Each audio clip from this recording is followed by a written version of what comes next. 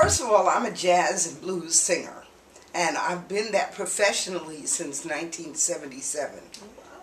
I started in Philadelphia, and so when I came to Florida in '84, I had another business as a legal secretarial placement service, but then I got the opportunity to go to Europe to perform, and I wound up going back and forth there for 8 years.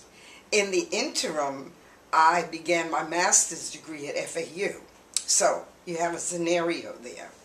Well, when I came back from Europe, I realized that I could not make the money here that I made there. So I started studying HTML, Hypertext Markup Language, so that I could build websites. And basically, I was just building my own websites. But there was an organization that actually started at the conference room at the main library called AWAC, African World Artists Collective, and I was one of the founding members.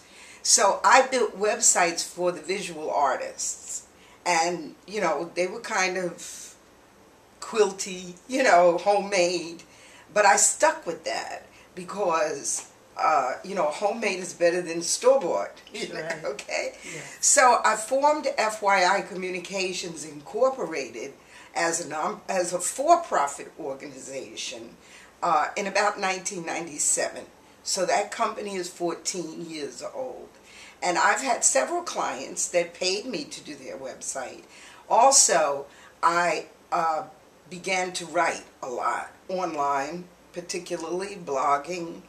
And then I wrote my first book, but I moved to Atlanta with my daughter, and I had a lot of time on my hands, so I started putting together all of the journals that I had written about my trips to Europe, because I went back and forth a lot, to the point that one year I was on 14 airplanes in like 8 months. So I began writing my memoirs, and of course I started from my childhood and moved through my parenting years. I was married 4 times, so you know, a lot of that was in the book. Colorful life. Sure. But I think it's basically because my life was caught up with going to foreign countries. I've been on 5 continents in 16 countries, so it's kind of hard to maintain a marital relationship when you're not home. And you know, I guess my soul just decided that I needed to be single most of the time. But then that woman in me said, well, you know, let's have a man. You know, so, well, none of my husbands were really entrepreneurial. And so that kind of created a divide because they were stuck on check at the end of the week, and I never was. Matter of fact, it's very depressing for me to go to a job.